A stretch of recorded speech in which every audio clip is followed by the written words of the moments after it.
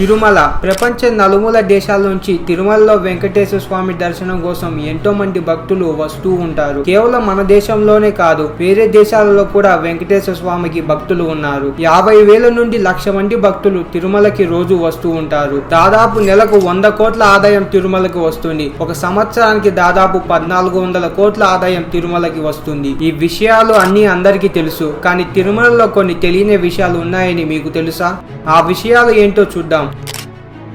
తిరుమలలో వెంకటేశ్వర స్వామి విగ్రహానికి జుట్టు ఉంటుంది. ఈ జుట్టు నిజమైన జుట్టు. ఈ జుట్టు చాలా సాఫ్ట్ గా, స్మూత్ గా, చిక్కు లేకుండా ఉంటుంది. చాలా మంది నమ్మేది ఏమిటంటే వెంకటేశ్వర స్వామి ఒక చీమల పుట్టలో ఉన్నప్పుడు అప్పుడు ఒక ఆవు వచ్చి పుట్టలో ఉన్న స్వామి వారికి పాలు ఇస్తుంది. అప్పుడు ఆవు యజమాని అది చూసి ఒక గొడ్డలి ఆ ఆవు మీద విసురుతాడు. అప్పుడు స్వామి వారి తలకి గాయం అవుతుంది. కొంత జుట్టు కూడా వెంకటేశ్వర స్వామి కోల్పోతారు. అప్పుడు గంధర్వరాణి అయిన నీలాదేవి ప్రత్యక్షమై తన జుట్టులో కత్తిరించి వెంకటేశ్వర స్వామికి ఈ జుట్టు తన తలపై పెట్టుకొని గంధర్వరాణి ఇస్తుంది. వెంకటేశ్వర స్వామి కూడా ఆ జుట్టుని స్వీకరించి తన తలపై పెట్టుకుంటారు. పెట్టుకున్న తర్వాత వెంటనే ఆ గాయం మాయమవుతుంది. అప్పుడు వెంకటేశ్వర స్వామి గంధర్వరాణితో ఇలా అంటారు: ఎవరైతే తిరుమలకు వచ్చి తమ జుట్టు ఇస్తారో వాళ్ళని నేను వాళ్ళ కోరికలు నెరవేరేలా ఆశీర్వదిస్తా అని వెంకటేశ్వర స్వామి చెప్తారు. ఇలా ఆచారంగా తిరుమలకి వచ్చిన భక్తులు గుండు చేసుకొని తమ జుట్టుని స్వామి వారికి ఇస్తూ వస్తున్నారు. భక్తులు ఇచ్చిన జుట్టుని తిరుమల అధికారులు హెయిర్ విగ్ ఇంకా హెయిర్ ఎక్స్టెన్షన్ చేయడానికి ఉపయోగిస్తారు. ఈ హెయిర్ విగ్ ఇంకా హెయిర్ ఎక్స్టెన్షన్ నుంచి వచ్చిన డబ్బుల్ని చారిటీకి ఇస్తుంది టీటీడీ. మీరు తిరుమలలో వెంకటేశ్వర స్వామి దర్శించుకునేప్పుడు స్వామివారి విగ్రహాన్ని చూసి ఉంటారు. ఆ విగ్రహం గర్భగుడి మధ్యలో ఉంది అని మీరు అనుకుంటారు, కానీ ఆ విగ్రహం గర్భగుడికి రైట్ సైడ్ ఉంది. కానీ చూసే వాళ్ళకి గర్భగుడి మధ్యలో ఉన్నట్టు కనిపిస్తుంది. ఇది తిరుమలకి ఒక ప్రత్యేకంగా ఉండే విషయం. చూసే వాళ్ళందరికీ ఎందుకు ఇలా అనిపిస్తుందని సైంటిస్టులు కూడా క్లియర్ గా ఆన్సర్ చెప్పలేకపోతున్నారు.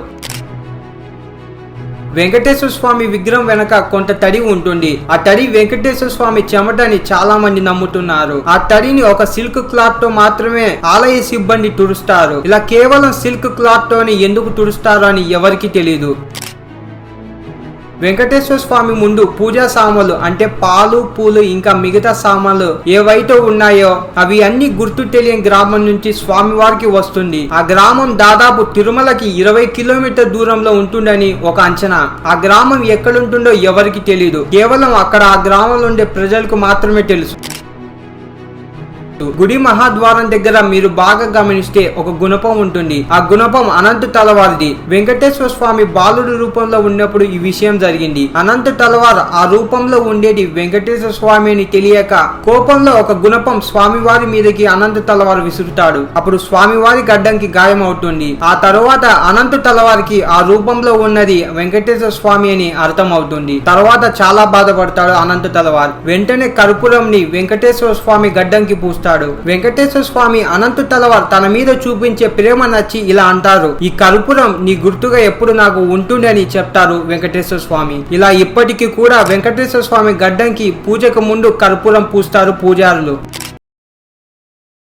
వెంకటేశ్వర స్వామి ముందు వెలిగే దీపాలు కొన్ని ఏళ్ల నుండి వెలుగుతూనే ఉన్నాయంట. దాదాపు చాలా ఏళ్లుగా ఆ దీపాలు వెలుగుతూనే ఉన్నాయి. అందరూ ఓం నమో వెంకటేశ అని కామెంట్ చేసి వీడియోని లైక్ చేసి ఛానల్ ని సబ్స్క్రైబ్ చేయండి.